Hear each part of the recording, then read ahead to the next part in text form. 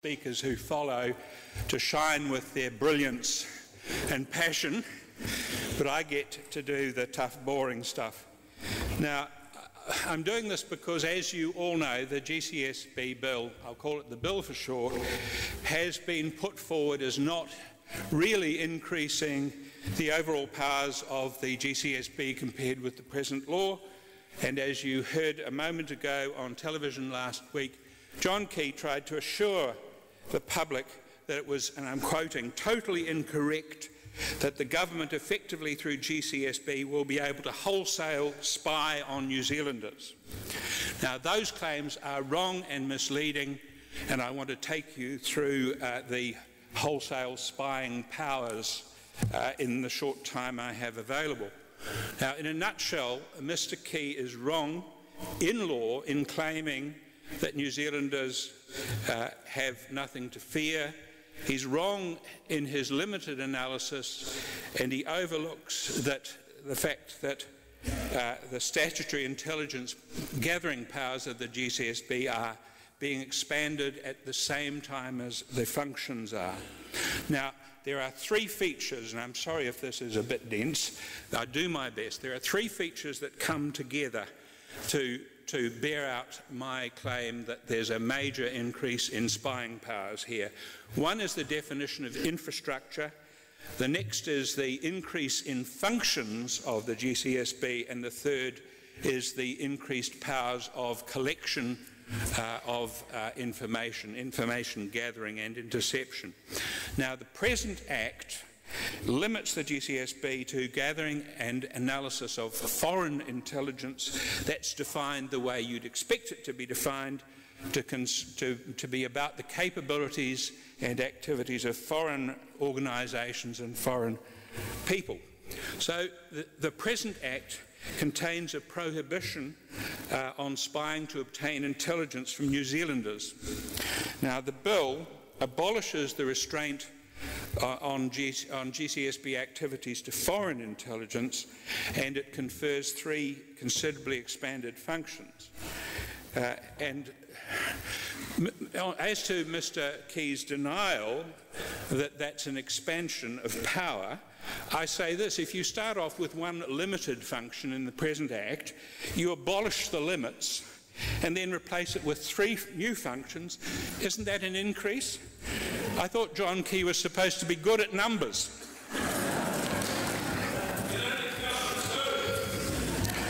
Now, so just quickly dealing with those three major features. First, the crucial new definition of infrastructure. This is a technical definition, but it is wide enough to cover all kinds of electronic data systems, starting with your phone, your computer, your internet service provider, and any telecommunications network.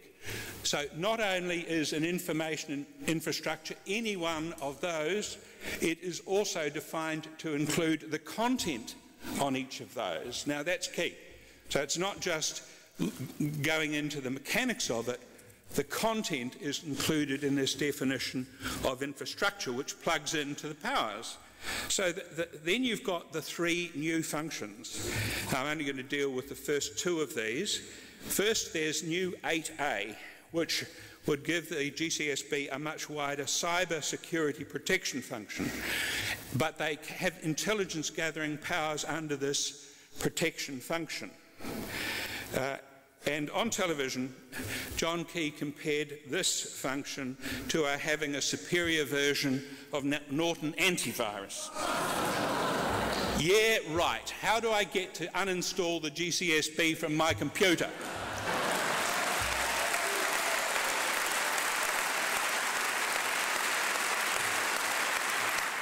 On television last week, Mr. Key also claimed that under this 8A cyber security function, content could not be accessed. When the Herald pointed out his error, he panicked and he issued a later written statement saying, well, anyway, I'm not going to approve cybersecurity warrants under this first function, which would seek New Zealanders' consent, he said, in the first instance. Now, just stop and ponder for a moment the implications of how unprincipled that is. He's pushing this legislation through. It's been pointed out to him that this 8A cyber security function does not give New Zealanders any protection. And what does he say? Oh, that's all right. When I look at these warrant applications, I won't grant them. I'll leave content out, despite the fact that the law will say that the GCSB is entitled to such a warrant. He's going to just amend the law behind closed doors, or we've got to believe that he will.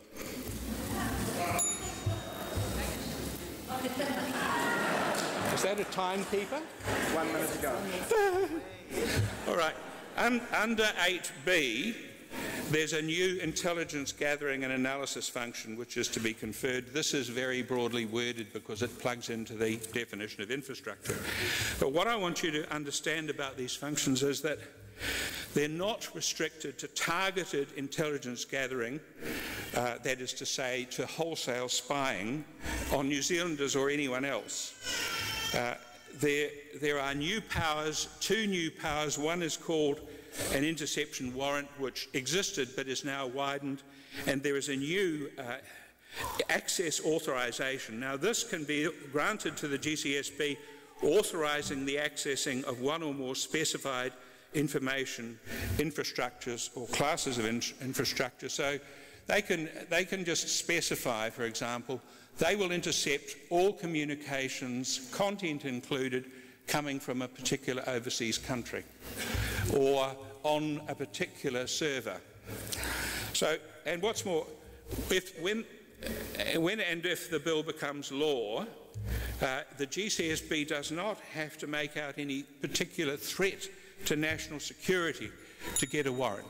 By contrast with the SIS, which has to make out a security threat, the GCSB will not have to do that. Now, I just want to close then by saying this. The Prime Minister's belated attempt to reassure New Zealanders that we're not sleepwalking into a total surveillance society is flawed, and it ultimately fails to convince.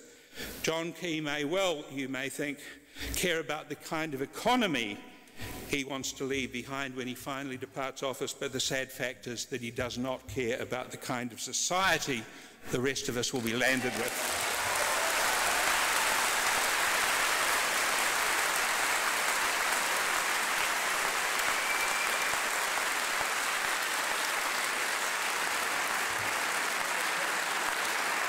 And lastly, Mr. Timekeeper, the bill currently stands to be voted into law by a majority of one. Now, that could be any government MP at all, but it turns out to be likely to be the vote of Mr. Peter Willing Buyer, Willing Sellout Dunn.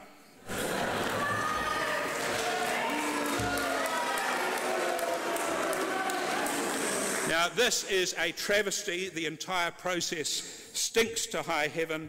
Is it really too much to hope for that there is one independently minded MP of the present parliamentary majority who has the clarity to say no? Thank you.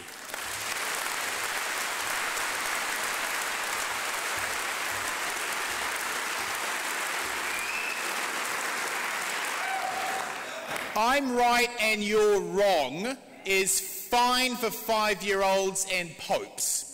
It's not so good if you're the Prime Minister of a country. So Dr. Rodney Harrison is wrong, Winston Peters is wrong, Professor Jane Kelsey is wrong, Hone Harawira is wrong. Everyone on this stage is wrong. I'm wrong, you're wrong, the only one right is John Key. Do you want someone with that level of God complex signing up on search warrants, ladies and gentlemen? Our next speaker has had to face this full on and frontal. Ladies and gentlemen, Dotcom.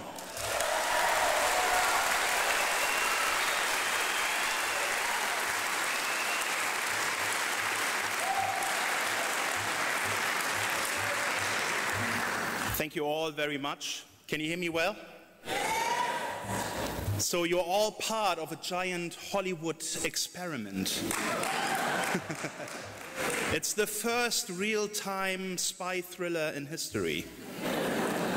It will play out over approximately 7 years. It started as a bit of an action movie, turned into a bit of a drama, and it will end as a comedy. It's a Hollywood production directed by the White House and John Key. And we have a magnificent cast.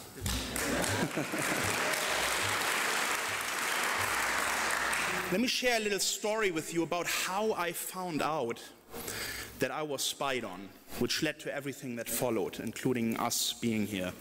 I'm an avid gamer. I play Modern Warfare on Xbox. And there's another one. And I noticed that my internet speed went down by about 20, 30 milliseconds. And you...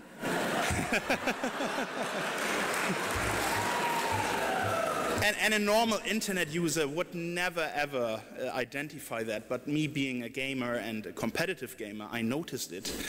And I was wondering to myself, why it is. I hired a guy to check my systems and, contact telecom and all that. And only after the raid did I figure out what happened. They rerouted all my traffic. They rerouted it in a way that they could capture all my data that went through my connection. And it ended up in a system that is now known to all of us because of Edward Snowden. It's called PRISM. And the system that allows the GCSB to access PRISM is called XKeyscore. And we know from the leaks that Snowden released that XKeyscore is being used by New Zealand, by every Five Eyes spy network partner. And when John Campbell asked John Key that question, you can be sure that John Key would have said no in a heartbeat if the GCSB didn't use it. Instead, he said he cannot talk about it. And XKeyscore is basically a Google for spies. All your data, all your communication, when you use Facebook, when you use Skype, when you use Apple iCloud, or Gmail, all of that goes through a tiny cable that is as big as your thumb from here to the United States, and everything is stored there. So what the GCSB agent does when he wants to find out about you and you become a person of interest, he just types in your email address. And all your emails of the last 5 years will pop up and will be available for analysis and review. And this is the reality. So when the Prime Minister tells all of us that there is no mass surveillance and that's not what the GCSB is about, he is lying straight to your face. It's dishonest and it's wrong. And you need to understand this. He hides behind a term where he says his lawyers tell him it's legal because it's not the GCSB doing it. It's the Americans doing it. But the Five Eyes turns all of them into one. It turns the GCSB and UK and Australia, the US and New Zealand all into one entity that spies collectively on the world population. And the GCSB is part of it, and the GCSB has access to the data of every New Zealander, and there's absolutely no doubt about that. So if we allow this law to pass, we are basically allowing John Key and his government to legalize this action that is clearly against the law. He says it's not because the Americans are doing it, but to me, in my world, and to my lawyers, it makes a huge difference if you are part in a spy network that does that. And then John Key says, well, we didn't ask the Americans to do that. We didn't want them to spy on New Zealanders. If they do it, it's not our problem. Well, but the problem is you have access to that information, so you are spying on all New Zealanders. And if they pass this bill, they will do it legally, which is, I think, the birth of a surveillance state in New Zealand. Every wireless call in New Zealand is also already being captured and the bulk data being transmitted over to the US. We know that because one of the Snowden leaks has shown that Telstra in Australia is providing bulk caller data to the US as part of being in the Five Eyes network and as part of the condition to have the submarine cable connected to the US. The US said, hey, if you want to land here, these are our conditions, you need to provide us with all the data. And you need to know that the GCSB and the police, when they talked about my case, they used encrypted telephones.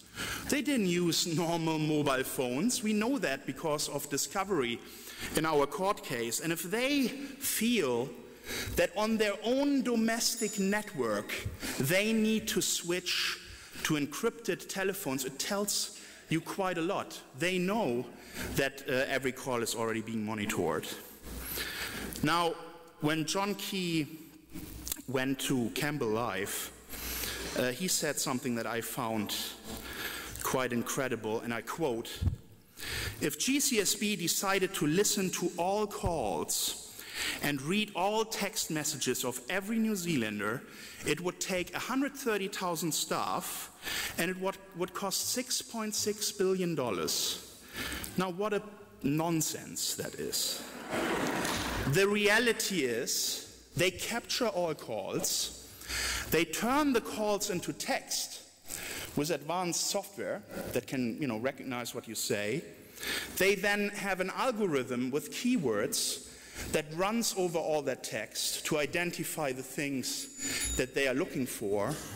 And then that text is stored indefinitely and searchable forever. So this explanation from John Key is really trying to misinform you, us, the misinformed New Zealanders who don't have a clue about why we are opposing the GCSB bill and why we are all so wrong. We are being lied to. We're being fooled into thinking that this GCSB system and this new bill is created to protect us. But what it actually does, it empowers the government to an extent that was unknown before the Snowden leaks.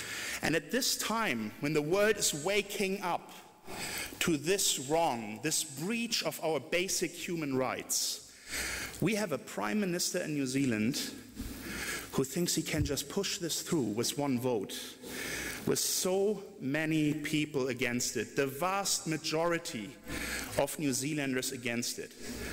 And see, this is something you have to remember, because in November 2014, if this bill passes, you have the chance to say no to this government and to change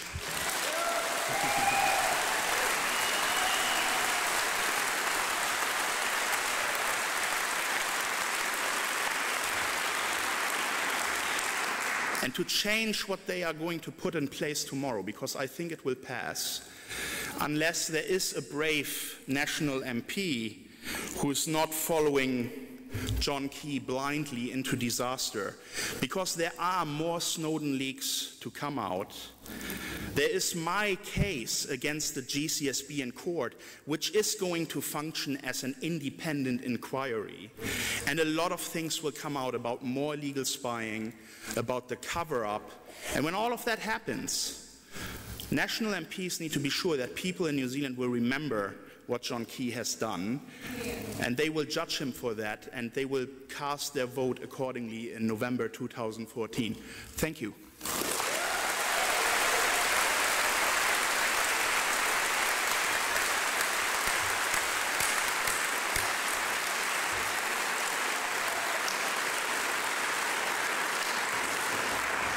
That man has gone through hell and back, and he shouldn't have. It's pretty disgusting, isn't it? Ladies and gentlemen, our next speaker is an award-winning journalist. He has done more to explain and highlight what our troops are really doing in Afghanistan than most journalists. For his troubles, the NZDF have tried to slander him, have tried to rob him of any credibility, and they may have in fact also used the Americans to spy on him. He knows what a surveillance state looks like. Ladies and gentlemen, Jon Stephenson.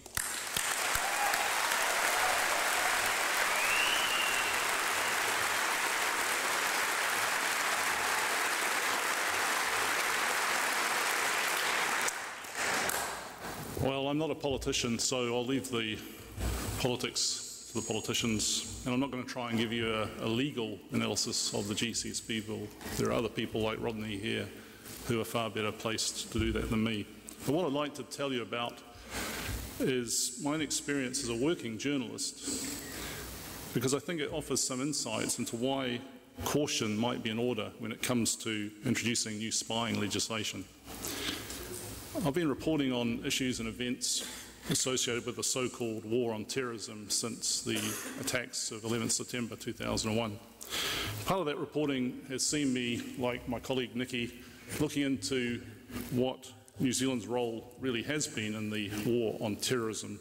And what I started to notice after a few years was that some people in the government and the Defence Force weren't all that happy with my work.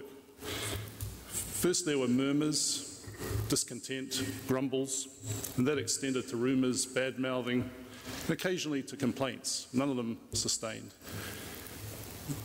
On one occasion 2 years ago, direct threats were made to my safety and to that of my sources by a senior serving Defence Force officer. Not pleasant, but not entirely surprising. Journalism, after all, is not a popularity contest. However, it went further than that.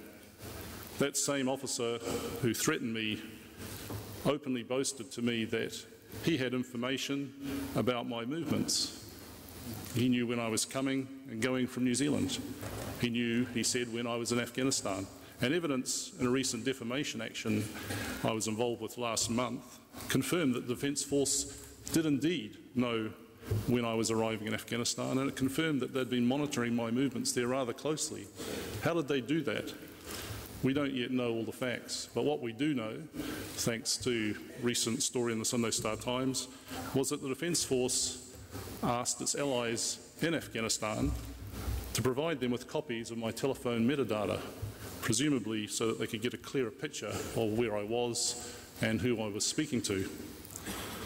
We also learnt that for the past decade or so, senior officers in the Defence Force have categorised, quote, certain investigative journalists, unquote, as subversive threats to our nation. I think it's fair to say that two of those, quote, investigative journalists are here tonight. So what sort of information have we been revealing? There was information that contradicted some of the things that our government and Defence Force have told you. Information they didn't want you to know. Information like how our special forces had detained dozens of people in Afghanistan and without recording their names or other details, transferred them to US forces who abused, mistreated and tortured them. And in Nicky's case, it was revealing the way in which our military and intelligence staff had been assisting the Americans in the war on terrorism, doing things like helping plan drone strikes in Pakistan. This information was politically convenient, it was embarrassing, but it was not information that put lives at risk or which undermined our national security in any meaningful sense of the word. For me, it's disturbing to think that all a journalist needs to do to be lumped in with terrorists and foreign intelligence organisations is try to do what any journalist worthy of the name is supposed to do, hold the powers that be to account.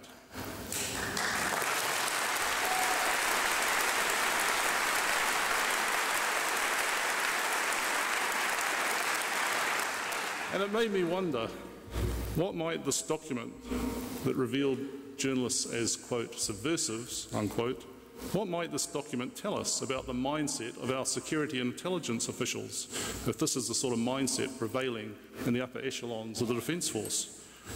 Do they also see journalists as subversive? Might the new powers being sought by the GCSB potentially be used to monitor journalists or to try and locate our sources for stories that have embarrassed or inconvenienced those in power? Now, a decade ago, I would have said there was no chance of that. These days, I'm not so sure.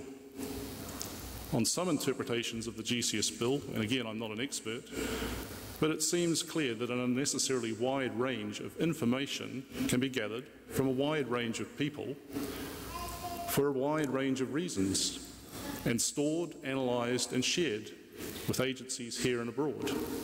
If, as has happened in the United States, journalists' phone records were accessed in an attempt to find sources the effect on media freedom here would be chilling. Many sources would no longer take the risk of speaking to us, and who can blame them? The Prime Minister and his government are asking us to trust them on such matters. The Prime Minister said recently, "We're not the ones spying on journalists, we're the ones defending them." Well, excuse my cynicism, but I don't believe him, and I know at least another journalist in Wellington who doesn't either. On the basis of my experience with a number of senior government officials, military officials, on the basis of this government's attempt to pass this piece of legislation without sufficient discussion, public debate, and on the basis of their frequent attempts to denigrate or marginalise dissenters in this country, like Mike Joy or Nicky Hagar or the Human Rights Commission, I find it hard to trust them.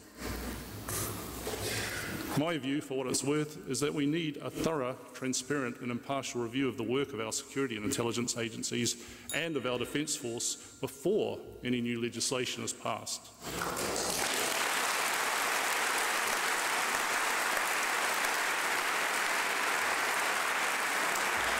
Before we trust our security and intelligence officials with greater powers to monitor our electronic communications in a day and age when most of our lives are stored online, let them demonstrate that they're worthy of that trust.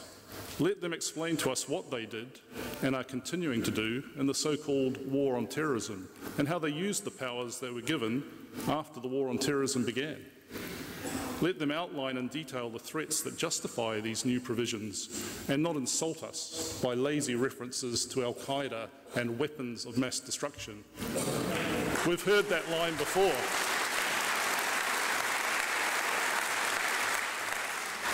Let's ensure that the laws within which our security and intelligence agencies operate are drafted as carefully, clearly and transparently as possible. Let's ensure there is rigorous and effective oversight of these agencies and not just someone rubber stamping their actions.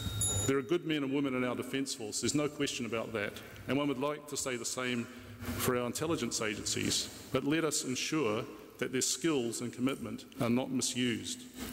Let us ensure that any powers given to these agencies are in the interests of the New Zealand public and not just in the interests of the powers that be in Wellington or in Washington. Thank you.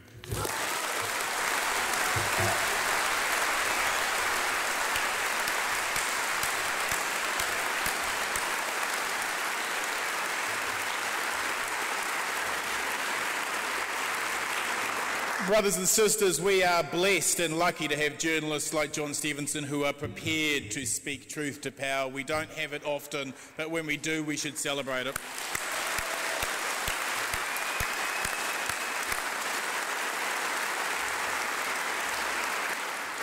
It's not only us woolly socialists who have a problem with the GCSB spying on our lives. Many entrepreneurs in social media are having the exact same problems as they try and get around how the legislation impacts and affects them. To give that side and that perspective, ladies and gentlemen, the founder of Orcon, Seeby Woodhouse.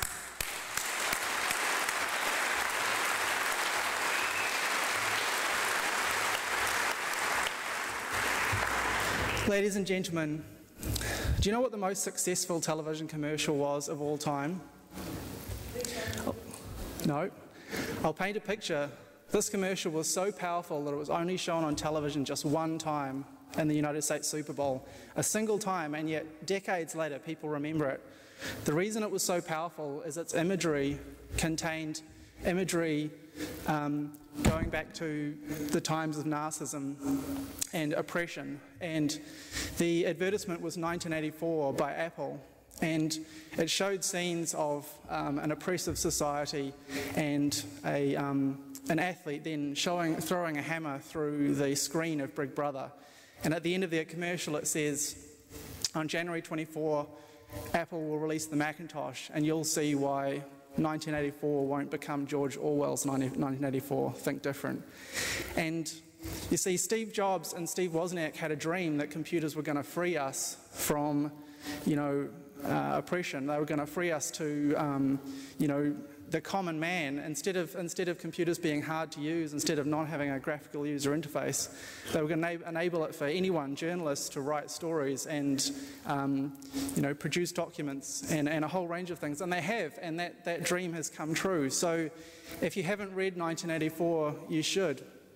I think the people in the National Party read George Orwell's 1984 of a dystopian, dysfunctional society overseeing its citizens, but I think that they mistook it for a guidebook, to be honest. So,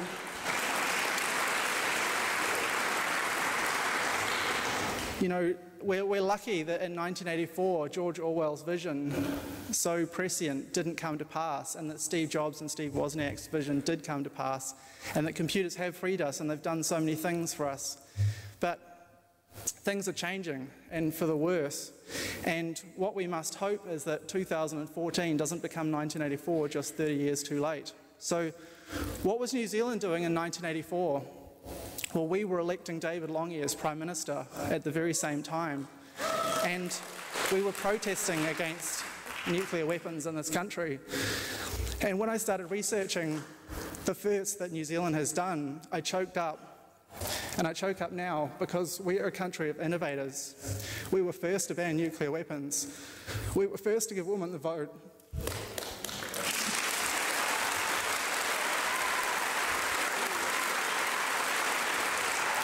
We lead the world, and there's actually a biological and scientific reason why.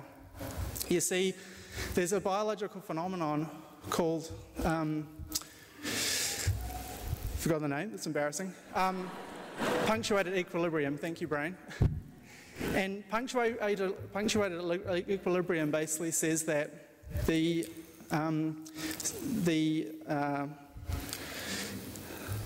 on the edge of a species, the citizens are most likely to evolve faster. So, for example, if you have a colony of penguins, then the penguins on the outside are the most likely to explore, most likely to try something different, most likely to do something different from the rest of the colony. And so New Zealand is on the edge of the world. We're further away from anyone else. And that's why we are leaders. That's why Sir Edmund Hillary wanted to climb Everest. That's why, when World War I started, we put up our hand and said, yes, we'll go first. We supported, we were the only and first country in the Commonwealth. We were the first to provide universal health care. We were the first to provide state housing. The list goes on and on and on. I found pages and pages and pages of things that New Zealand has done first. And it is so important that we don't forget that how we have fought to be an innovator. And it's so easy in New Zealand to get caught up and think that, we're a silly little country in the middle of nowhere. But I travel a lot, and I can tell you that New Zealand has a place in the world as the first. New Zealand has an important role to play. Do you know something else that we're first in? At the moment, at the present time, we are number one in freedom in the world. Number one.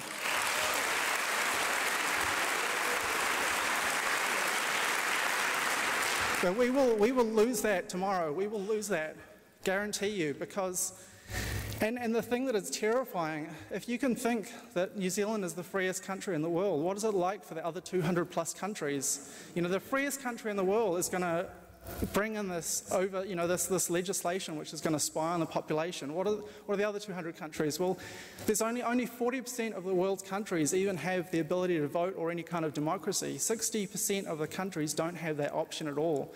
So New Zealand, we must lead the world into light. We must show the way. And in 1984 we did that, and we must do it again. It is so important. An error only becomes a mistake if you fail to correct it. And if John Key or any of these politicians fail to correct their error tomorrow, then we must do it for them in 2014. We must. And we will.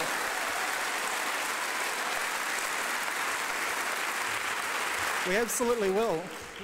The New Zealand taxpayer, the New Zealand taxpayer, have spent $1.5 billion to roll out the government's ultra-fast broadband network. And what's going to happen to it? Your internet connections are going to turn to the same as Kim.com's connection. They're going to slow down so you can't play games because all of your information will be being spied up. I'm not joking. And as soon as the Telecommunications Intercept Bill comes into law after the GCSB, I may not be able to allow to talk to you. As the owner of a telecommunications company, I will be gagged. Under the Telecommunications Intercept Bill, men in black will come and install black boxes in my service provider. They will be able to tell me how my network is run. The internet was born on the basis of a free and open network. No one owns it, but this is changing. The US and New Zealand governments are trying to take over ownership and put the ownership of the internet in government control. But the great thing about the internet is the protocols allow you to route around failure. The internet was designed to survive a nuclear attack. And Ernest Rutherford, another Kiwi, another first, he discovered the basis of the atom. We are leaders. We must prevent this. And if we can't, well, then we must vote for people who will. Thank you.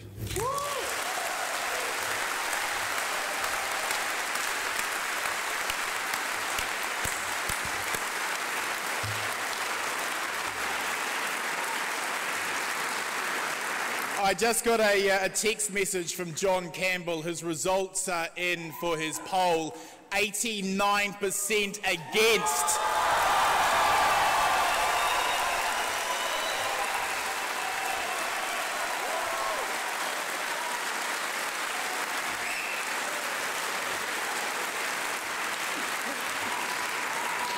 You, my friends, you are the majority. You are the majority.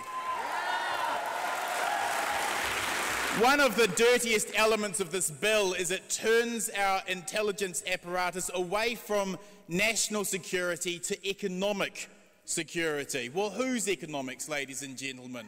That opens up the unions to be spied on. It opens up environmentalists to be spied on. It opens up anyone who challenges corporate profit lines. And that's not a democracy, ladies and gentlemen. That's something else.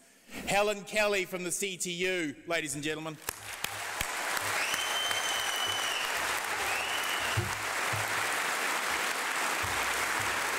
Thank you.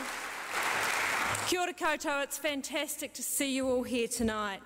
This law represents an unwarranted attack by the state on its own citizens, no more or no less. It disregards all of our rights to operate freely within the law from unreasonable search and to correspond with each other without interference. It misunderstands our need to a basic type of privacy. And it's no coincidence that as electronic developments allow more freedom for people to communicate, bypassing the normal mass means such as the media, mammoth efforts are being made to stop that from happening. And the concept that those with nothing to hide is being used in a dishonest and accusatory way to stop people like you and me from objecting. Well, we in the trade union movement have stuff to hide. We have plans, strategies, disagreements, debates, bargaining positions, workers' secrets and personal stuff to hide. And this makes us an important part of a robust democracy.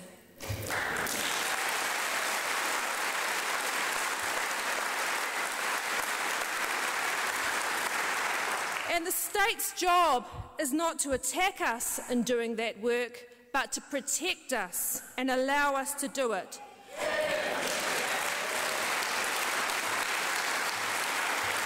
The state's job is to allow us to thrive and to provide otherwise disenfranchised working people with a voice without interference. That is the state's role, to allow us to do our job, including helping us to hide stuff in the growing age of electronic communication. Many social activists challenge the dominant economic narrative, the one that, for example, accepts massive inequality as a reasonable proposition.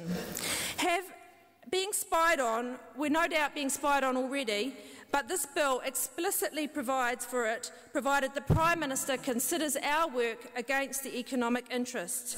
Expanding the right to spy on this basis is completely inexcusable. And workers are already, under this government, finding themselves a victim of the nothing to hide mantra to subjugate them at work. their privacy is being increasingly invaded by spy cameras watching their every move, such as those installed by the Port of Auckland into every crane and carrying machine on the wharf to humiliate those wharfies after their return to work when the port failed to outsource them to cheaper labour. Workers are increasingly being drug tested without cause, and the government is actually encouraging employers to drug test beneficiaries that they are considering employing. Searches of bags, scanning fingerprints to check in and check out of work, requiring sick notes after a single day off work, and recently a case of an Air New Zealand flight attendant having her bank records ordered up by the court to find out what she was doing on a sick day. Already, the disregard for workers' privacy is massive, and this law is another attack on that. And something needs to be done in terms of the human condition, the desire to retain our privacy and to have some boundaries.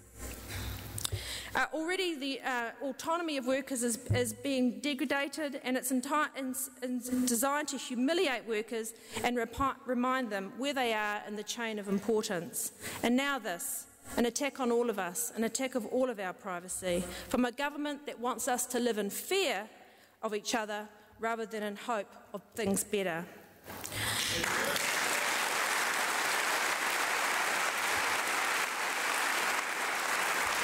And finally, I want to address the hypocrisy of this and the way the government is behaving. Firstly, as you heard, the Prime Minister said the other day that we should trust him not to misuse this law. Well, why should we? Not only is this an unreasonable request, but the record shows his and his government's disregard for people's rights overall. The heavy-handed investigations into the Dunn-Vance leak, the leaking of beneficiary records when they complained about wins, the return to Board of Trustees of letters that teachers wrote to the Minister of Education in their private capacity, nothing that they do indicates that we can trust them. The secret deals with multinational companies to remove basic human rights such as freedom of association, and the continuing implementation of laws that reduce appeal rights of citizens, and the unexplained vigour of the prosecution of Dotcom, which remains unexplained despite its high profile. But also the hypocrisy of politicians like Peter Dunn. He is implicit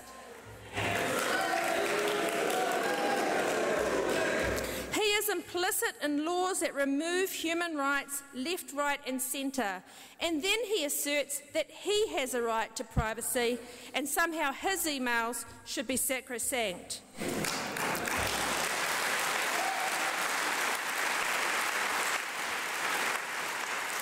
On this record, to ask us to trust this law and to trust this government is the height of arrogance.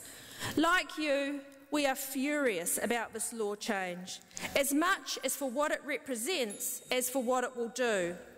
It is part of a slow pattern of legislation that breaches the most basic of human rights and makes our society less fair, less democratic, less equal, and it should be resisted. Thank you.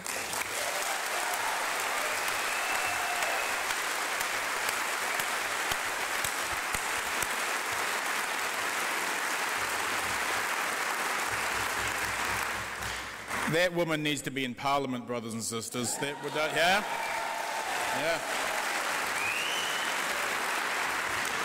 I love how our Prime Minister doesn't have time to be on Campbell Live answering questions about mass surveillance, but he does have time to appear on More FM to announce terrorists in the country.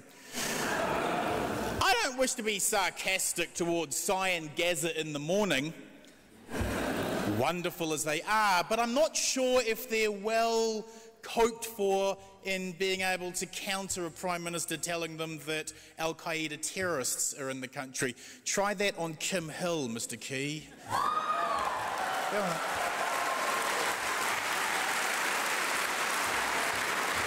We are lucky that we are able to turn to our thinkers and our academics at this time as we struggle to try and understand the complexity of the legislation being put in front of us.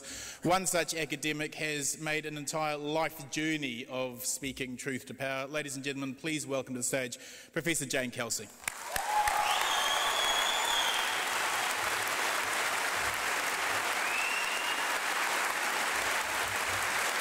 Kia ora koutou.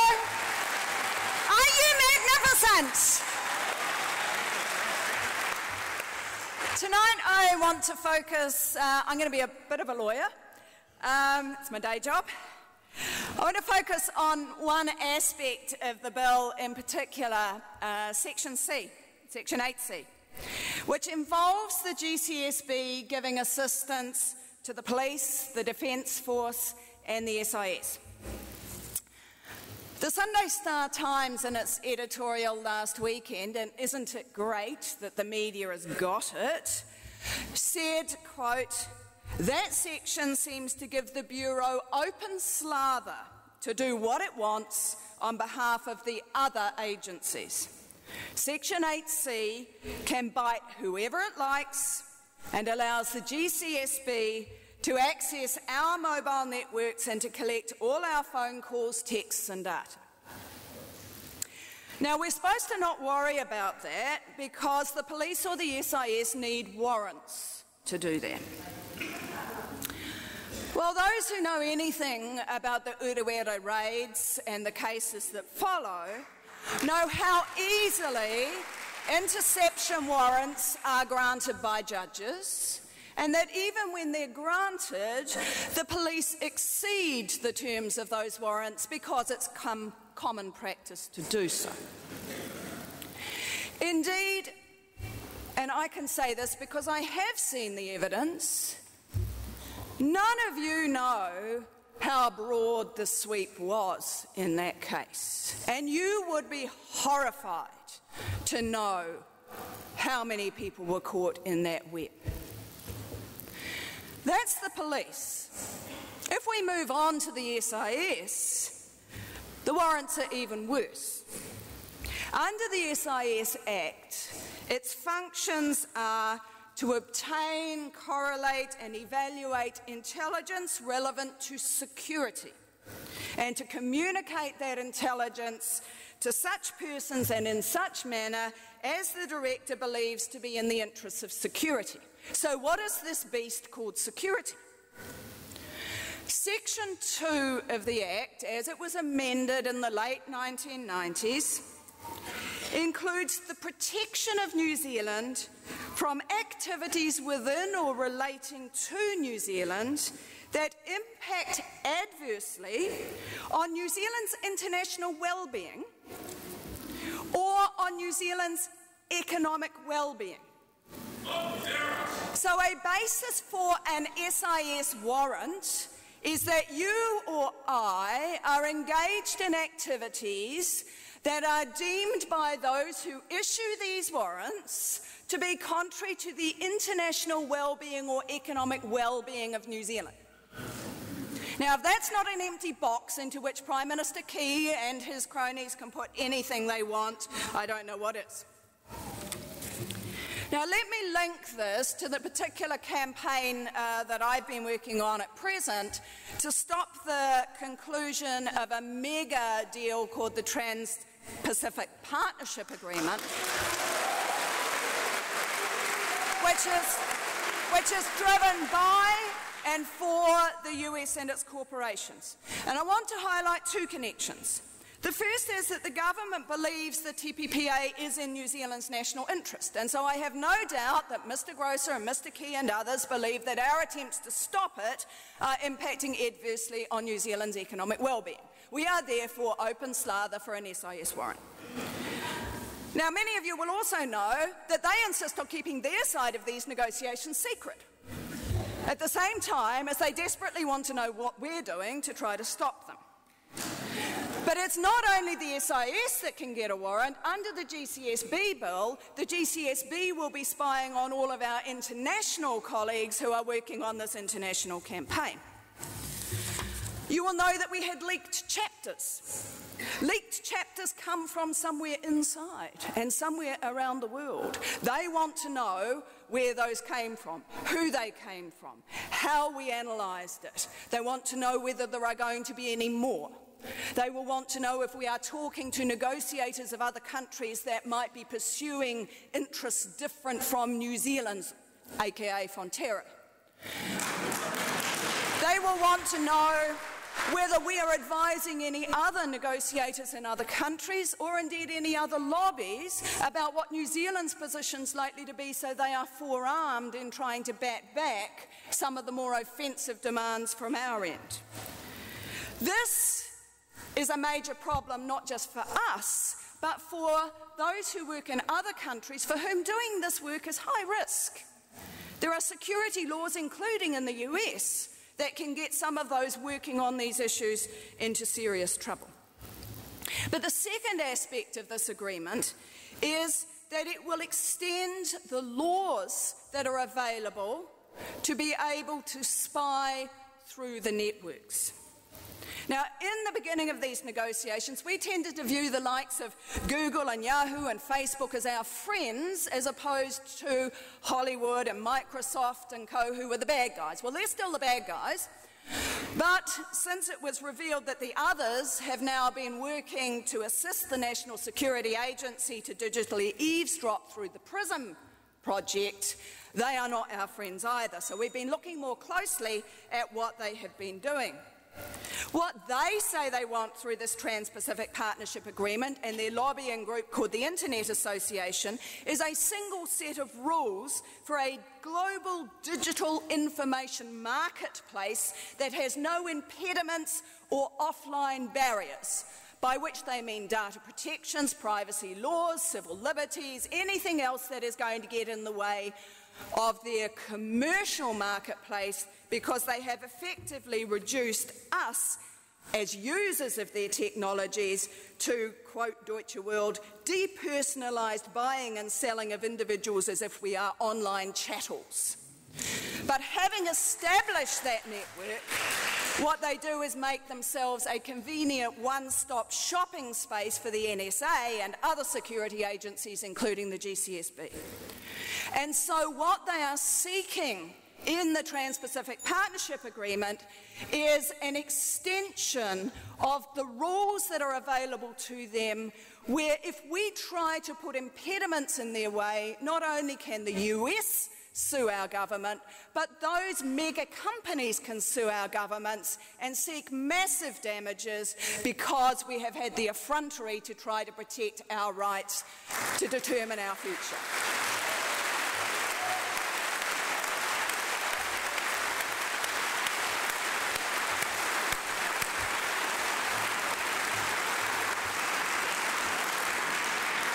Just so everyone in the room is clear, here is the check and the balance.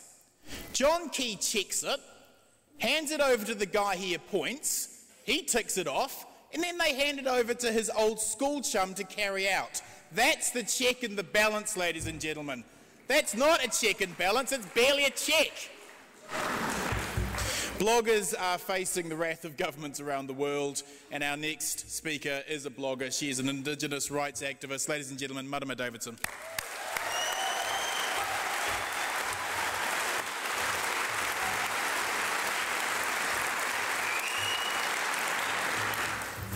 Ngā mihi mahana ki a koutou katoa.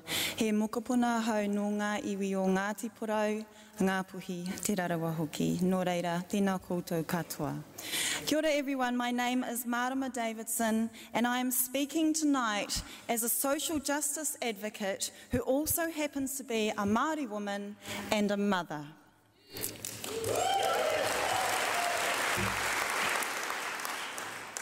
State spying is nothing new for Māori or Indigenous peoples around the world.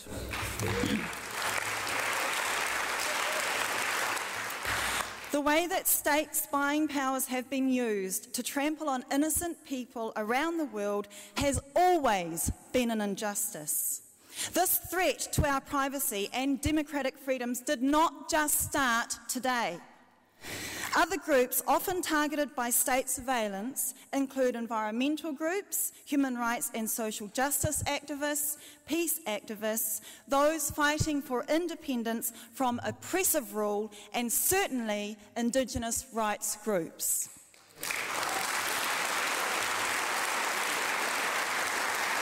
So I am thankful tonight for an opportunity to remind us of this historical injustice in relation to further state powers being granted in that same direction.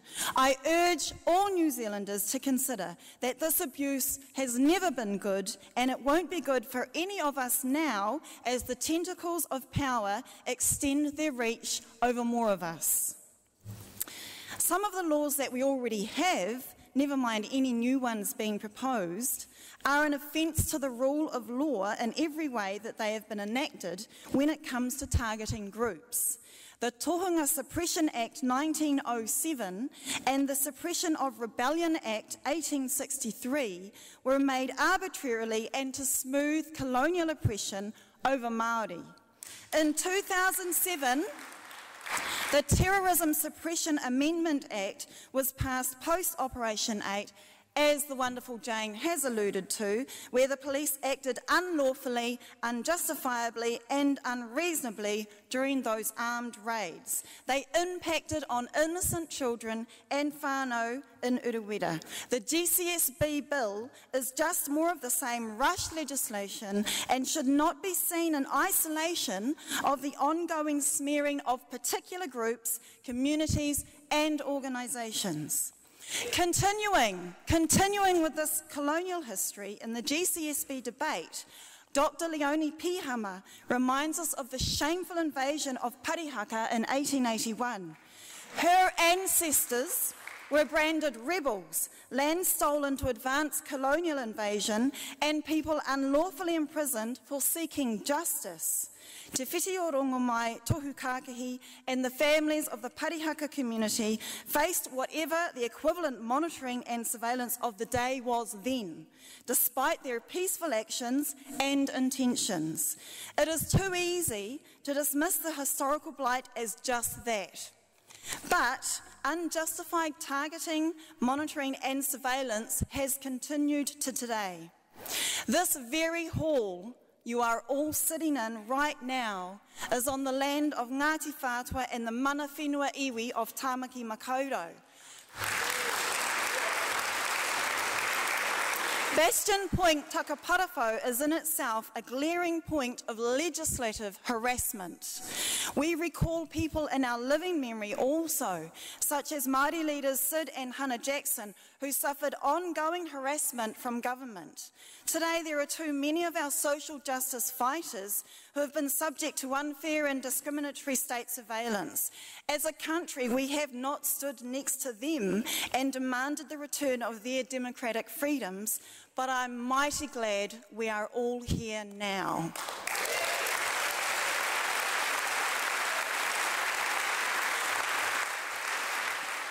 I mentioned Indigenous rights groups.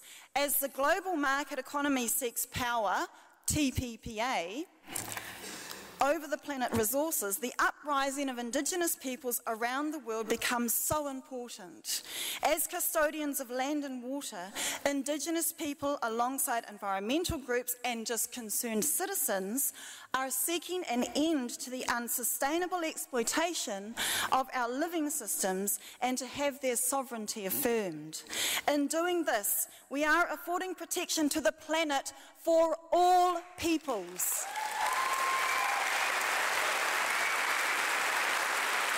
But this stand has again cost many our democratic freedoms when it comes to spying and government harassment. For example, Filipino young people are facing an education system that is geared towards multinational corporations and denies their Indigenous heritage and identities. When Indigenous youth voiced these concerns, they faced various harassment, including surveillance. The Canadian government continues to monitor the activities of Aboriginal people who resist incursions on their Indigenous rights and territories. The Idle No More movement was born last year in response to omnibus legislation which effectively removes Indigenous people's rights over their own lands. Canada's government and spy agency closely monitored the activities of that movement. What is even funnier is the spy agency tried to claim it was doing so not over fear of protests getting out of hand, but to protect the activists from potential violence. Hundreds of years of history simply laughs at that assertion. but it is no laughing matter. Whether or not you even agree with the stances of such groups who have been targeted, they all have a democratic right to express themselves and associate them without fear of unreasonable search and seizure. So how can New Zealand remain independent and truly be a leading Pacific force? I like Seeby's list of where we've been number ones. This morning I released a blog about my children being part of street protests. Given that my own parents met as protesting teenagers on the 1970s steps of Parliament, this is a natural progression for me and mine. My youngest 4-year-old child often accompanies me on such campaigns. There's one Māori woman here tonight, I'm going to take this. I wonder if we're giving John Key a good enough head start to get her search warrant written up, because you can bet your life I am committed to teaching her to stand up not just for her rights, but for the rights of others. The real threat to our national security is not someone like her. I can't wait for the day when, as New Zealanders, we actually fill this hall with politicians, lawyers, families, communities, and activists and say something like, no one is leaving here until we have a solid understanding that the well-being of New Zealand children is the absolute priority across all decisions made.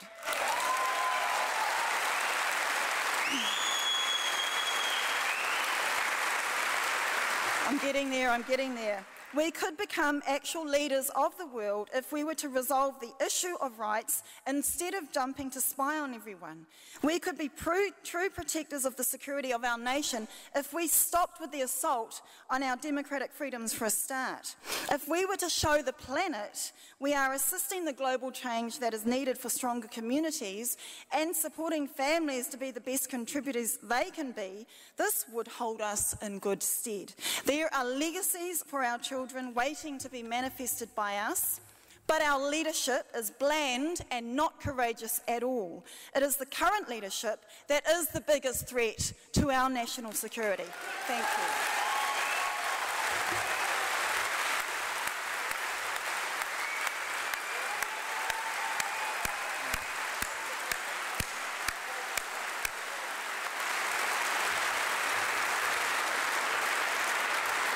She needs to be in Parliament as well, ladies and gentlemen. Brothers and sisters, it pains me to come to this point, but lordy lord, it's been expensive putting this on this evening. Also to be able to stream it live across the planet. And for every cent that you don't donate right now, I have to pay for, and Lord, I don't want to do that. To the stage, before we listen to our politicians, to the stage now, Dick, to do some fundraising, ladies and gentlemen. Don't think that you can come to a lefty thing like this and not put your hand in your pocket. Dick. Ladies and gentlemen, tonight this meeting cost approaching $10,000. We had to put up $8,000 before you could put your bottoms on the seats here today. Good people advanced us that money tonight, and we'd like to pay them back. And tonight my job is to get that sum from you. I can't lock the doors, and so, but I can ask you for money. We're making it easy for you tonight because I'm going to be appealing for money from you in a way that I hope you will respond strongly. We have made it easy on the way out. If you have no money on you tonight, we have 2 FPOS machines. Yeah. It's a change from the old bucket days, but there we are, we're moving with the tide. The FPOS machines will be in the doors, the door just where you came in, on the Queen Street side when you go out there. That we take FPOS cards and debit cards. Tonight, I want you to shut your eyes. I'm going to take you back 149 years. Tonight, I'm taking you back to the most dangerous place in the world. The date is the 1st of April, 1864. It's a small scene, no bigger than the floor down here. It is the most dangerous place in the world because we're standing in the Battle of Orcon. It is the sign of spirit and courage.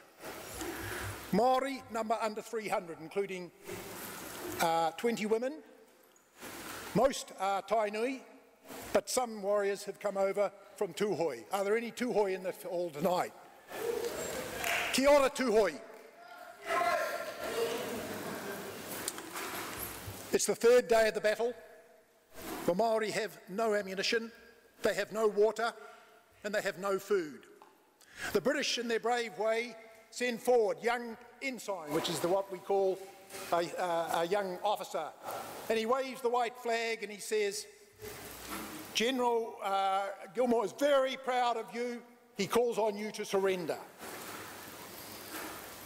There's quietness, and out of the middle of the battle steps forward. We're not quite sure, there's some dispute about it, and the words that every Kiwi can be proud. Ka whai whai tonu mate, ake, ake, ake. We will fight on forever and ever. That is the spirit we're calling on tonight. We do have to fight this. Now, a short time later, they approached again. This time the soldier said, Maori, send out your women and children or they will die. The men, as men are wont to do, dithered. Some wanted to send out the women to safety. Some said no, they should stay with us. As they dithered, a woman stood up. Her name was Ahimai. She was a fearless woman. You know what she said?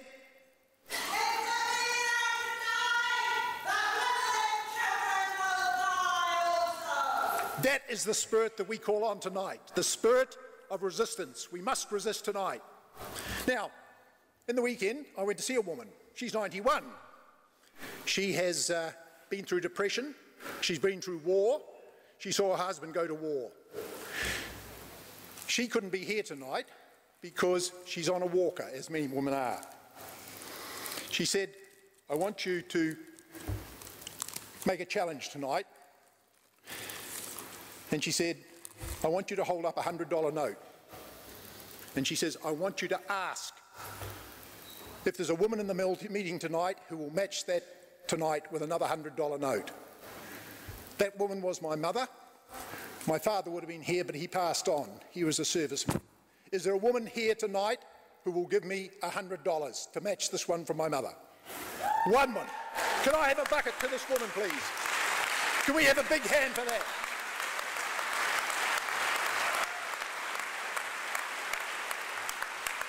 There's another woman. Is there any other woman who will match my mother? Put your hand up here, up there, someone says. Can we get a bucket to her? Where buckets are good for this. No FPOS machine can handle. Is there anyone whose hand has not been taken a don't from? At the back there, thank you. One more in the front there. This is not a feeding frenzy, but it's good to see.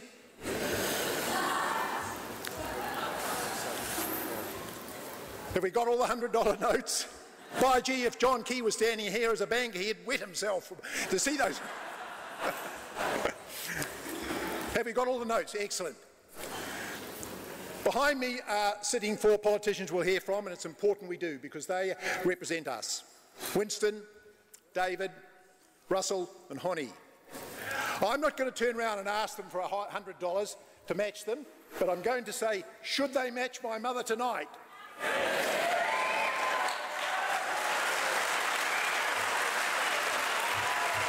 Can we have a bucket up here?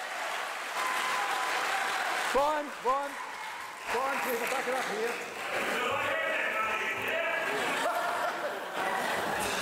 Here we are. You can hand around, Rodney. Thank you.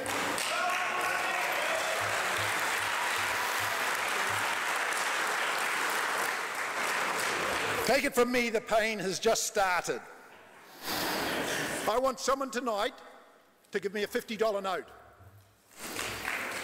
There we are, I want that. There we are, Jeff Chappell. Thank you, Jeff. Can someone get it from him? Is there another 50 up the back there? Can we take that? Good man, the bucket man's there. Up the very back there in the gods. Get this action, it's into the wallet type action. I want to see a bit of action at the back there. Is there anyone at the back there who will give us $50 towards the $10,000. Sorry, Kelsey. You're a lawyer. We will take a check. We trust you.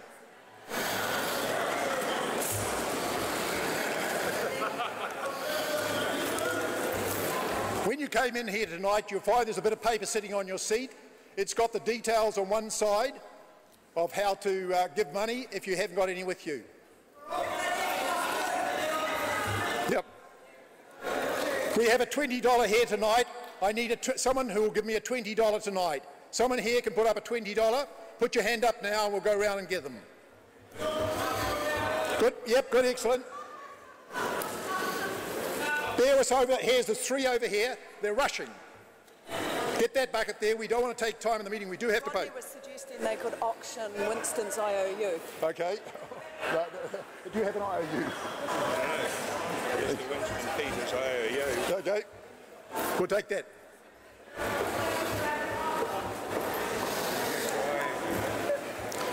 The last note I'll call for is a blue note. Blue stands for the sea. Blue stands for National Party. I call it a traitor's note because 49 of them voted in favour of this bill. Not one had the guts. Thank you, over there. Anyone else for a blue note? Anyone else for a blue note? Bucket up the back there quickly. We don't want to waste people's time.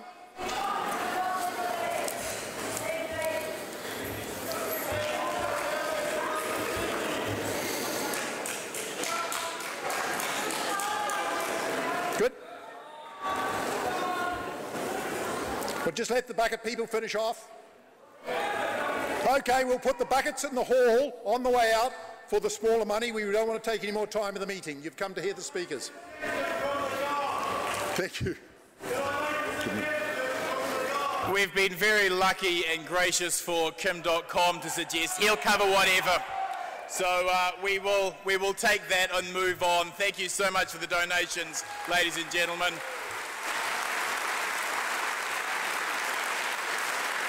I didn't want to try and have to explain to Len Brown that I owed him $7,000. He wouldn't be very happy with that. Ladies and gentlemen, we are very, very, very lucky to have leaders of the political opposition here this evening, because if this bill does go through, we are going to need to put pressure on them to make sure they repeal the legislation. So now, ladies and gentlemen, please welcome the leader of the Labour Party, David Shearer. Thank you. Thanks, everybody. Kia ora tātou. It is so great to be here with you all tonight, turning out for an issue that strikes at the very heart of our freedoms and rights as New Zealanders.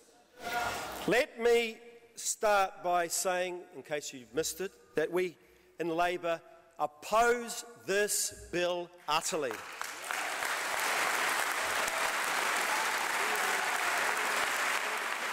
We are fighting and have fought it all the way to stop this bill with you, with the other political parties, because this bill will make bad law. It fails to get the basic balance right between the need to keep our country safe and our fundamental rights to privacy. And those rights are something that I am absolutely committed to protecting as the leader of a future government.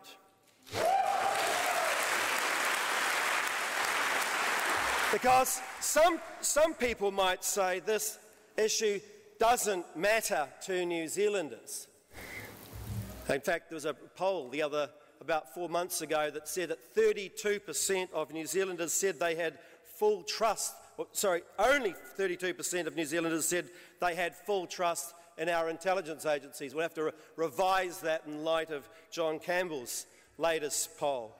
And that's why a Labour-led government will commission a full independent inquiry across our entire intelligence network, and on the basis of that, replace the current law.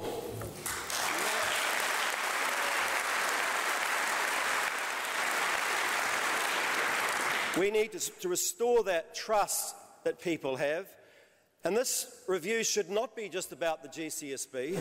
It has to be about the SIS and the police and the Defence Forces and how they actually work together. Because we do know, before the GCSB issue came up, that there was new legislation being proposed for the SIS as well, and the idea was to bring the SIS and the GCSB even closer together. That's been shelved because of what's going on now.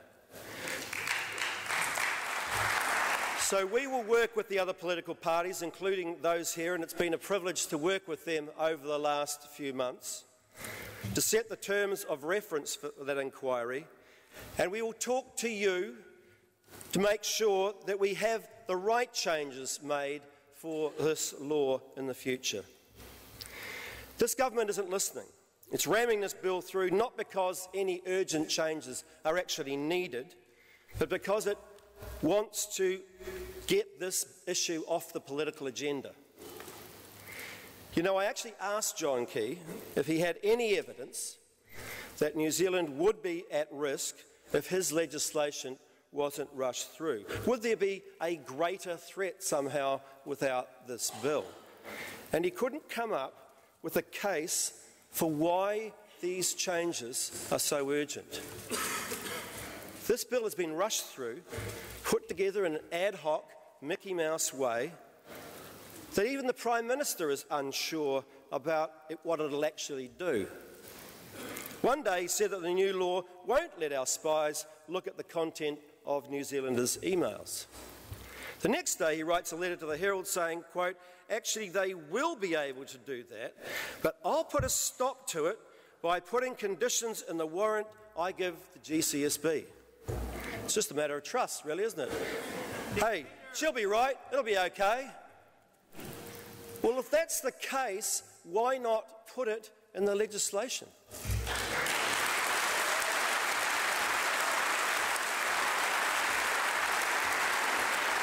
So tomorrow in the House, Labor will propose an amendment to put that promise of not looking into the contents of New Zealanders' emails into law.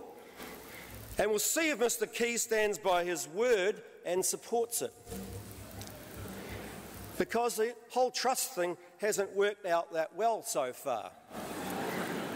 We've had to drag the truth out on every issue, on each of the debacles that have continued to go down the tracks, from Dotcom. Actually, I want to just acknowledge Kim.com and say we wouldn't be here if it wasn't for him looking at our legislation.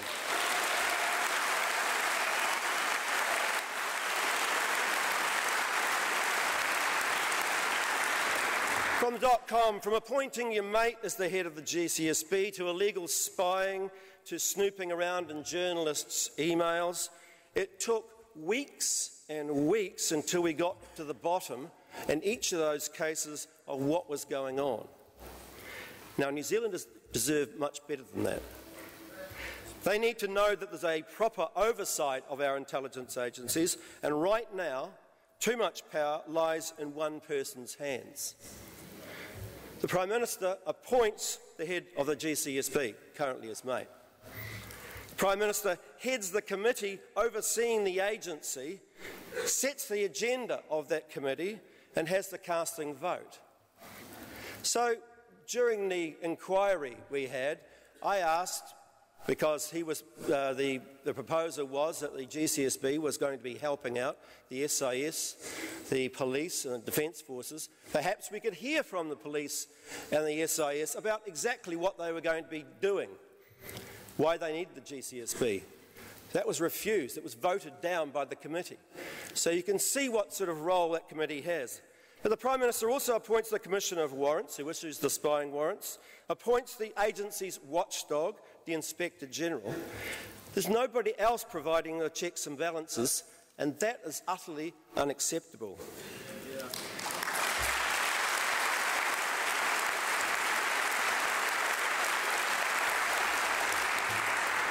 New Zealanders are looking for leadership on this issue. We went to the government to see if we could find some way forward, but it wasn't interested. Instead, I was told that Peter Dunn was willing to give his vote and get them across the line. A A willing buyer and a willing seller, as Dunn so eloquently put it. So the government has got the numbers to slip it across the line on a profoundly important issue, and that's simply not good enough. If we truly want to restore public confidence in our intelligence agencies, we have to move beyond the fog of scandal and actually work together. We could do much better than this bill. Some of the best safeguards in the world could be put in our legislation. We could actually have some of the world-leading legislation here. We have that opportunity, we have that chance, but we've squandered it. It requires a commitment to do what's in the best interests of New Zealanders rather than what's politically expedient.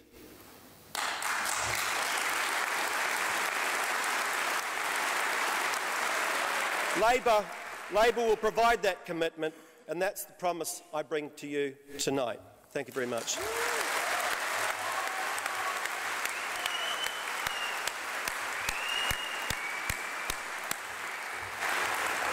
Thank you, David. Ladies and gentlemen, please welcome the next Minister for Finance, Russel Norman.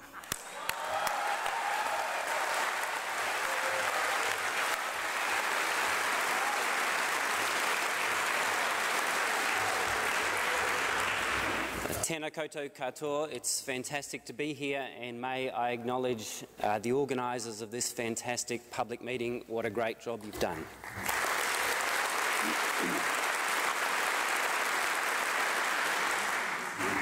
This isn't just about the GCSB bill, though it is about the GCSB bill, but it's about so much more than that. It's about the quality of the relationship between a people and their government.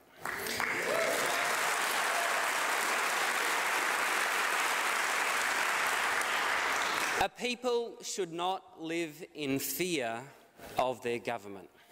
A government should be a servant of their people.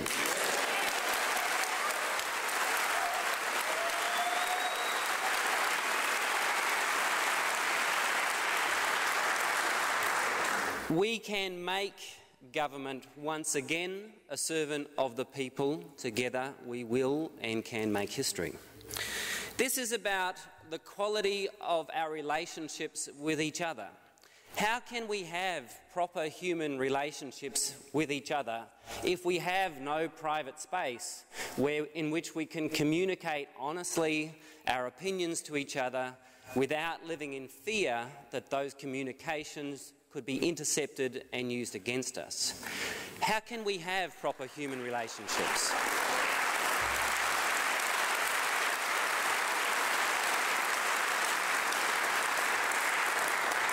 And this is about the quality of our democracy.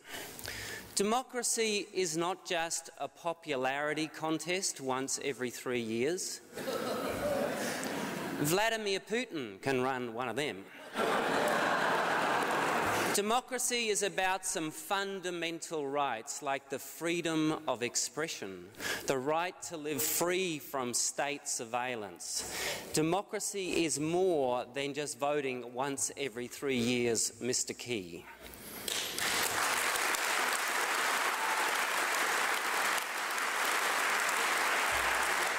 And this debate, indeed this struggle which we are engaged in, is also about the quality of our relationship with the rest of the world. We don't wish to be simply the second-rate follower, the second deputy sheriff to the great United States of America.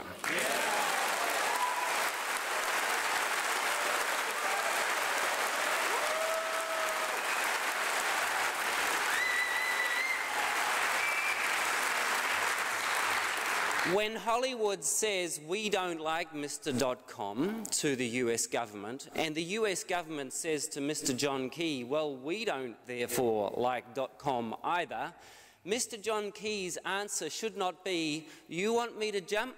How high?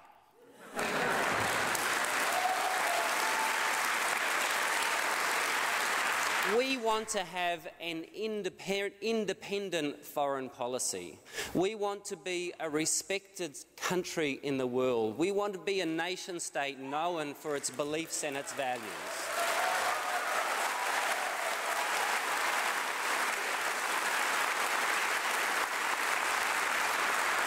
Instead, across Europe and across the civilised world, the United States is now being viewed with suspicion and fear.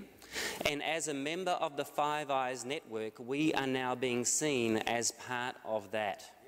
And I don't think we want to be seen as part of the global surveillance state.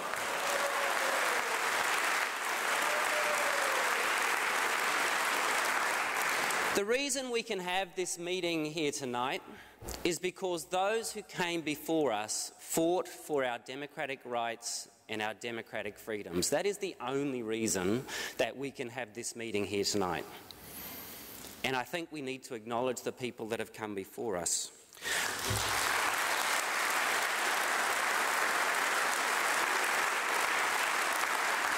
It seems somehow very opposite that John Minto was one of the organisers.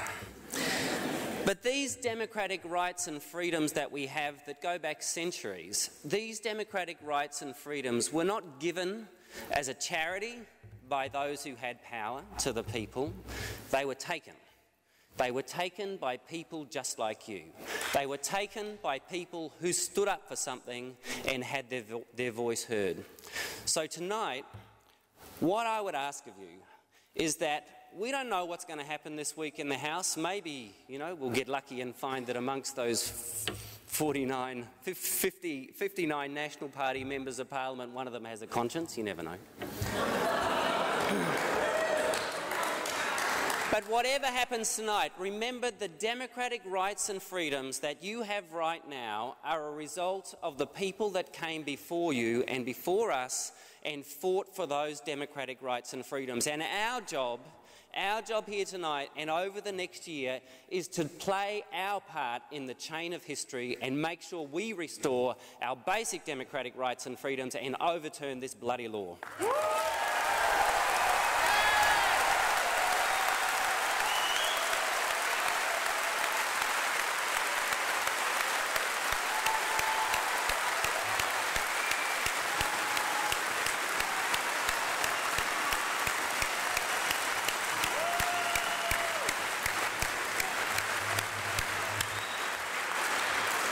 Ladies and gentlemen, we have 3 speakers left, just 3 speakers. Our next speaker is a man who knows all about teapots and spying and the bizarre way this government goes about peering into the emails and private communications of politicians. Ladies and gentlemen, the one, the only, Winston Peters.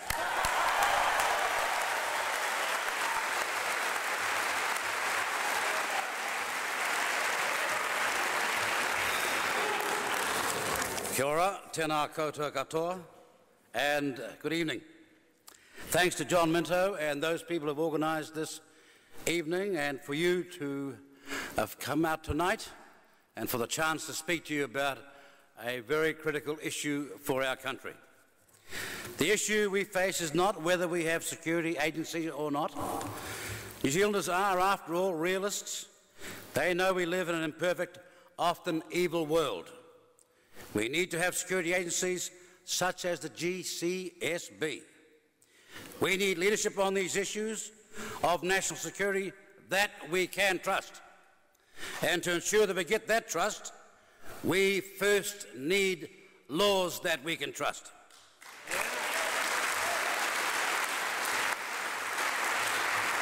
The real issues are, how much new power are we giving the GCSB?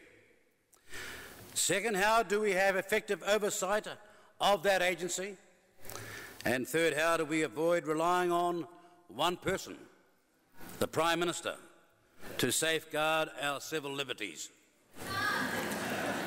New Zealand's first proposal on the bill addresses all these questions.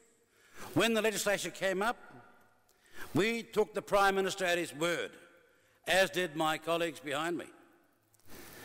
He said he wanted broad parliamentary support for this legislation. And we believe that broad parliamentary support is critical for such legislation because the security and safety of our citizens should be every politician's number one concern.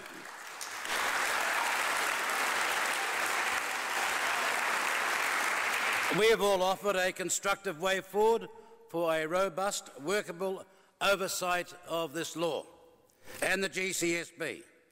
But sadly, the Prime Minister has acted in bad faith. There was only the pretence of building a wider agreement, but the moment he got the one vote he needed from you-know-who, well, you weren't trusting John Banks, were you?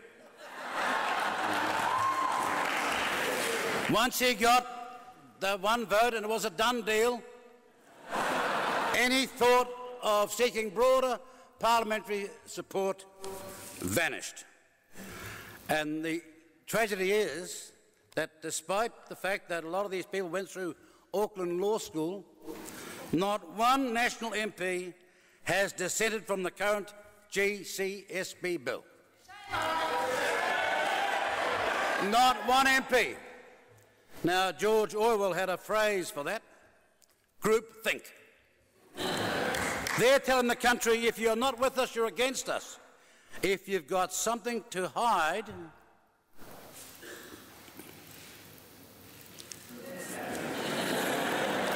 that's what they're saying, the law's justified. Doesn't matter what you're hiding, that it might be private, it's still their concern. Now, what an odious view the government and its Klingons take of their fellow New Zealanders. The proposed law will be clearly explained tonight and has been by those who understand better its ambit. But the real issues are these. First, the GCSB was an international spy agency. It will now become also a domestic spy agency. Second, the GCSB's intelligence powers and its functions were constrained. They will now be seriously widened. Third, this organisation could previously not legally spy on New Zealanders, New Zealand organisations or New Zealand businesses. Now it can.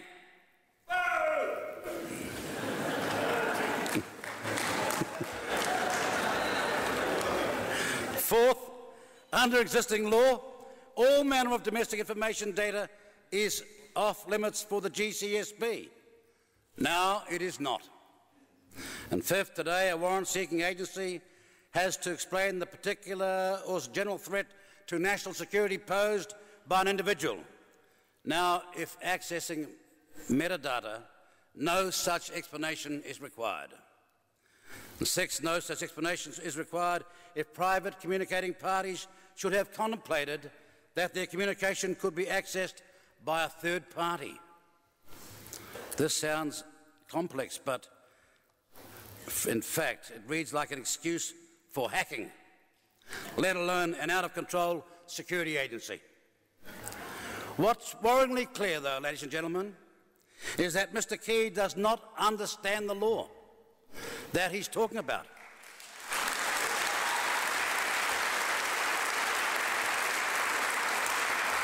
It was clear as daylight on that Campbell show that he didn't understand the law, and it'll be clear to all those who have been on the committee looking at this matter that this man has no experience on this issue and is not concerned about its complexities and its dangers. He doesn't understand the law, and let me say this. If he did, and if he believed what he was saying was true, why does he plan to make a parliamentary statement in the bill's third reading as guidance to the courts? Hitherto, our judges had New Zealand case law as a precedent, Commonwealth and other precedent to guide them. Now they have John Key's guidance by way of a speech. This is thoroughly bad law. It's an admission by the Prime Minister that his law is clear and present danger to the freedoms and values of the people of this country. I want to close by saying we will not support legislation that makes our Prime Minister all-powerful.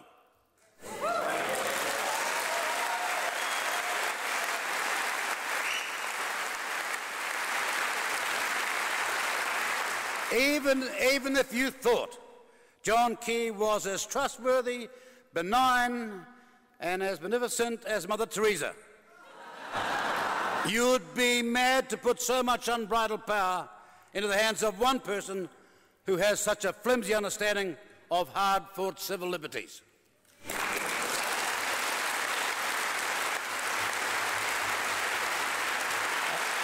Finally, when Mr. Key said he had no knowledge of Dotcom or the raid, he was not telling the truth. His constant denials are false, and his supporters need to know that soon he will be found out, and when that day happens, they will bitterly regret their trust in him. We ask the Prime Minister and his colleagues, even at this 11th hour, to think again.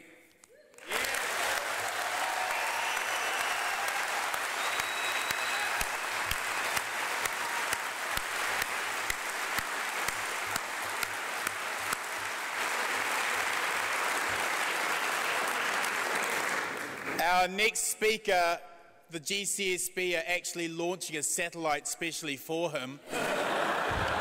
Ladies and gentlemen, Hone Harawira.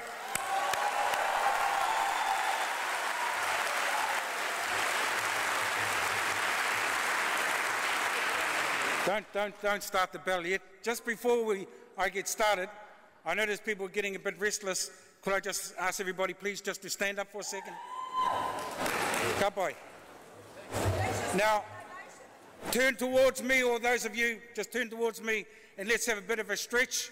Raise your arms straight up. And on the count of 3, lean forward. Thank you very much. Thank you very much.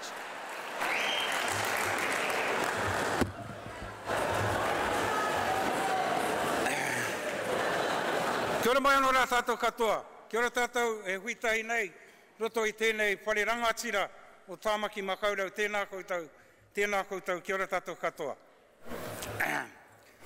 Look, mine's going to be a little bit different, so don't be offended, folks, when I get into my kōrero. I noticed it at the last public meeting on the bill that we held in Mount Albert, and I noticed it here again tonight, that our audience is mainly middle class, mainly Pākehā, people with jobs, homes, life security, and the time to ponder the issues of the day, issues such as this. I don't say that to be offensive. I simply say it to highlight the difference and the disparity in the lives that we lead in this country.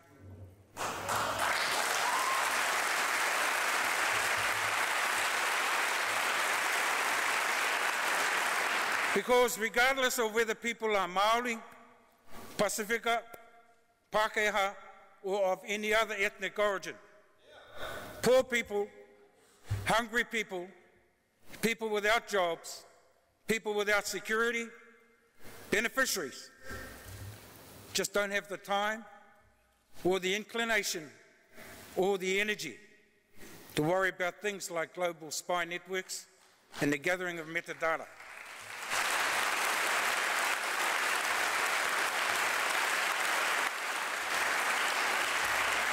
And chances are that most of them don't even know about or care about Bradley Manning or Edward Snowden or Julian Assange or WikiLeaks or even Waihopai. And it's not because they don't care about spying, far from it. Beneficiaries care about spying, all right. They experience it every day. They suffer from it. Their families are affected by it. Their families are destroyed by it. They are frustrated by it. And their spirits are broken by the grinding ruthlessness of it all. Sure, it's not the James Bond stuff that we all hear about, nor is it the macho gunslinging fiasco like when the Keystone clowns broke into the Dotcom mansion, but it is still spying. Beneficiaries in this country are already spied upon. Their life details checked, cross-checked, amended, deleted, debated, destroyed. How do you say published with it, starting with a D? Distributed.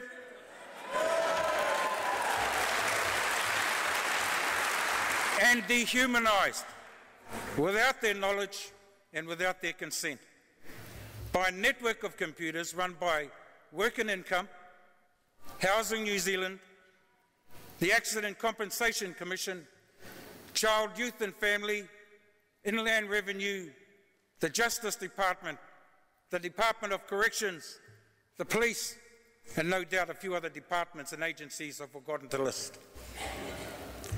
And yet who marches for their rights? Who stands up for them?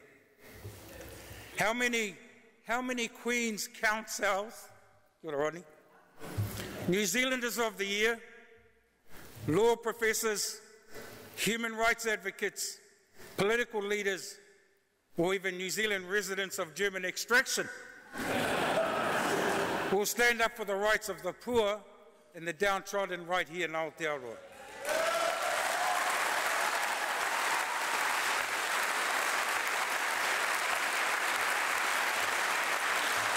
Are we here tonight simply to express our indignation at the loss of our own precious freedoms?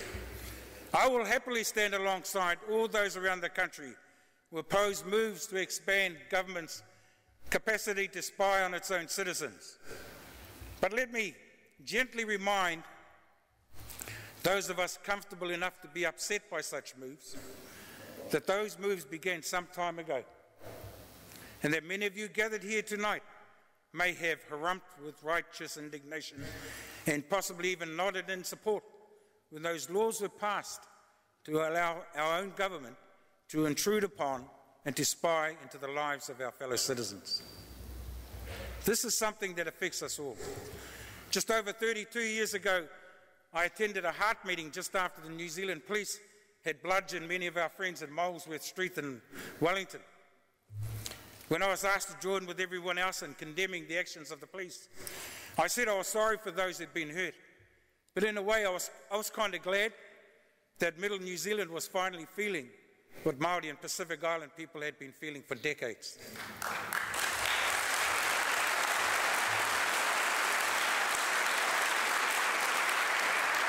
And tonight, as we gather to express our disappointment and our anger at the actions of the state in intruding upon our lives, please bear with me when I say again that hopefully Middle New Zealand finally stands up against what Maori and Pacific Island people have been fighting for decades.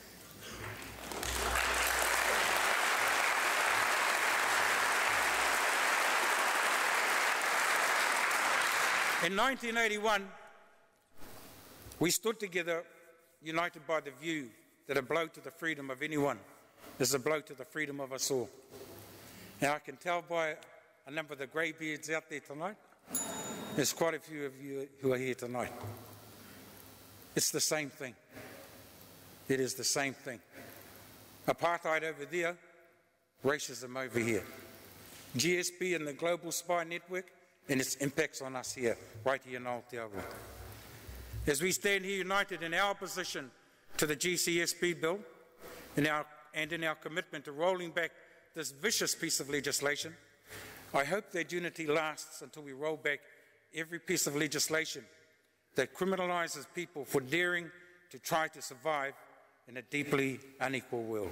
Tēnā koutou. Tēnā koutou. Tēnā koutou.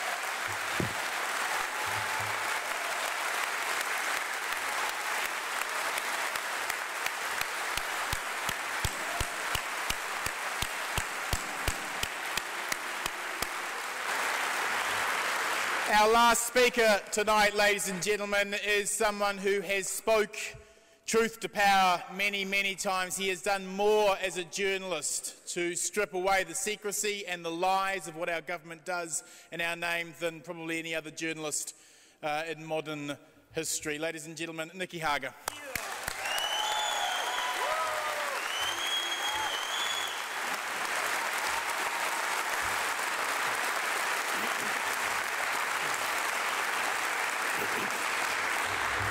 Kia ora tātou.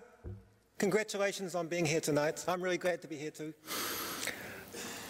I really am the last speaker. And therefore lots of things that needed to be said have been said already, and I'm going to just give a bit more context about the GCSB and what the issues are about. Sure.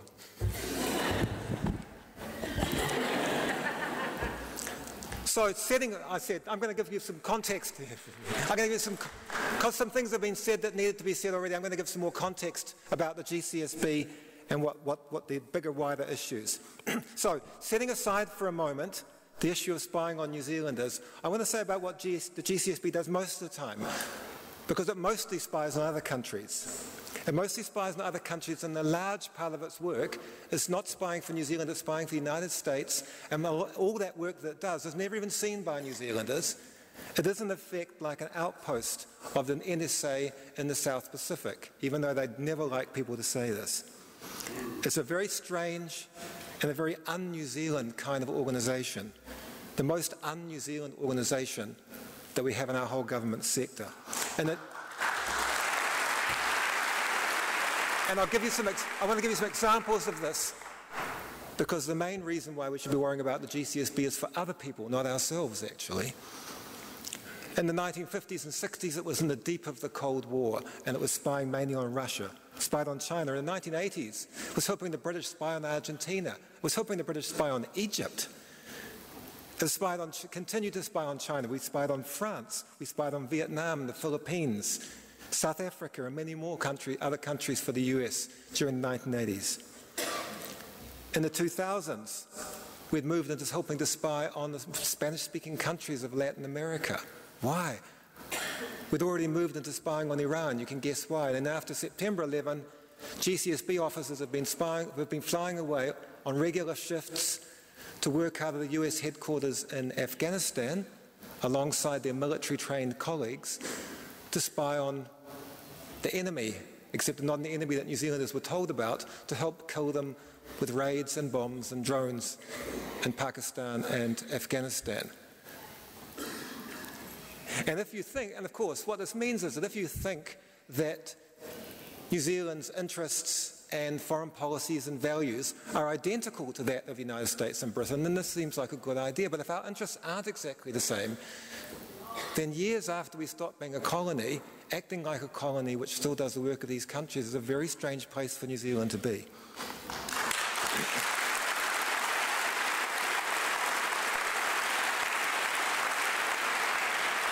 And it's all totally secret. There's no public input at all.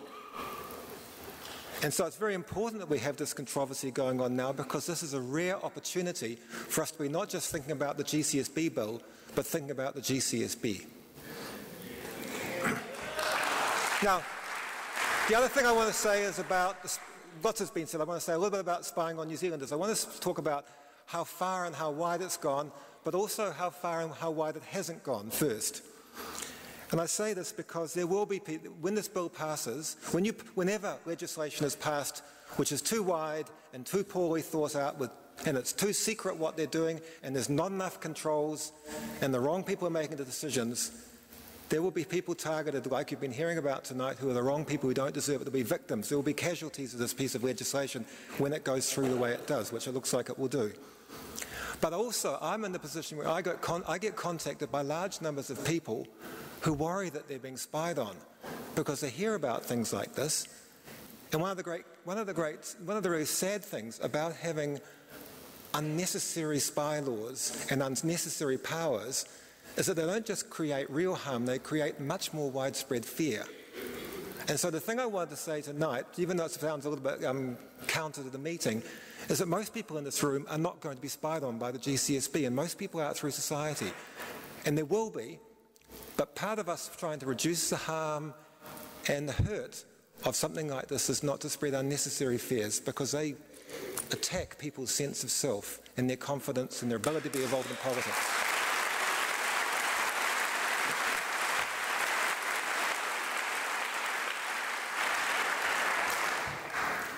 Now, like the other speakers here, I think this is obviously a really bad piece of law. It's an unnecessary piece of law. It's being justified with sometimes absurdly weak excuses. And there's almost an invitation to future scandals, which will come along when we'll discover what went wrong with it. But I'd like to also, just before that we run out of time, put it in a larger context, because what's going on with this GCSB bill is just the tip of an iceberg of what's happening. It's not happening in isolation.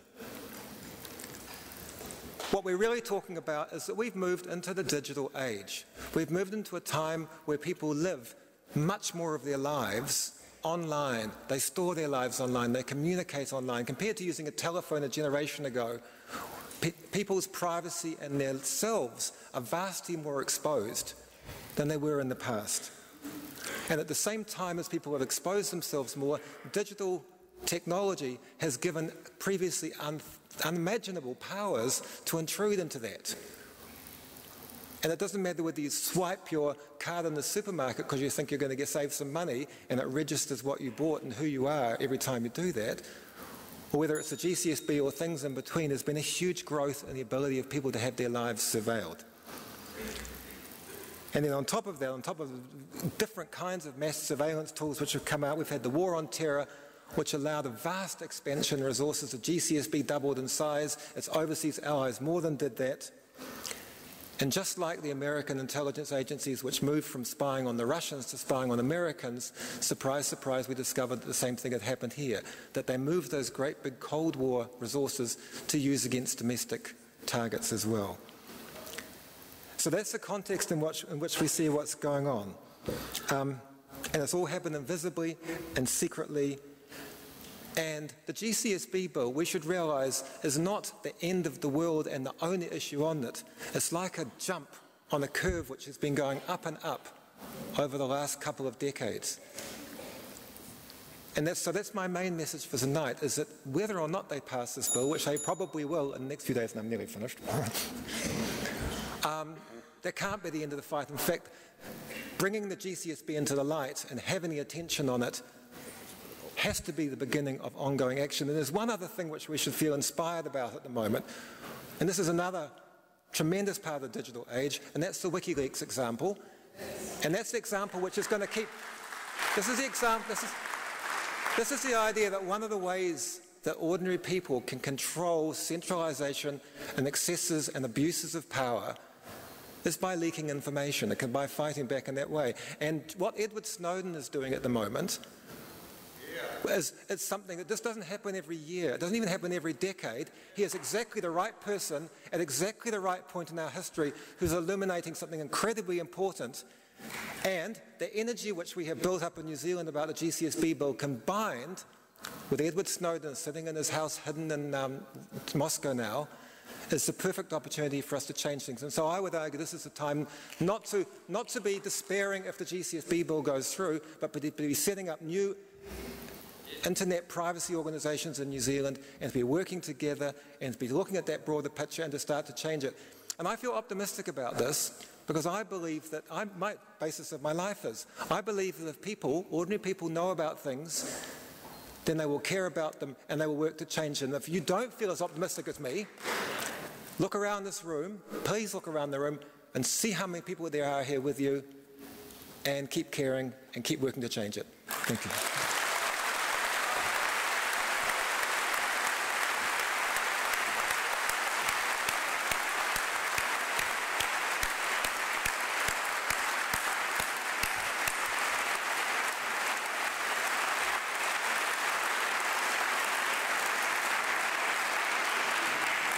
They said that we wouldn't fill the town hall. They said that there wouldn't be tens of thousands of people watching this online right now. They said that you cared more about Snapper. Ladies and gentlemen, thank you for proving them wrong.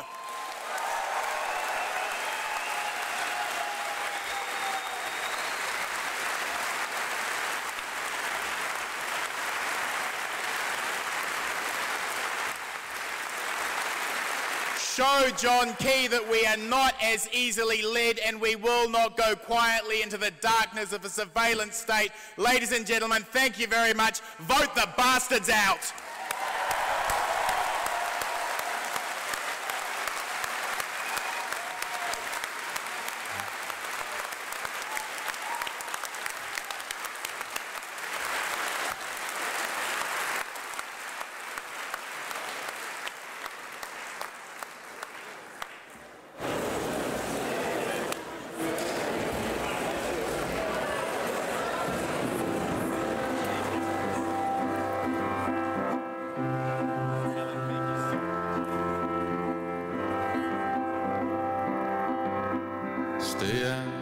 late tonight, picking apples, making pies.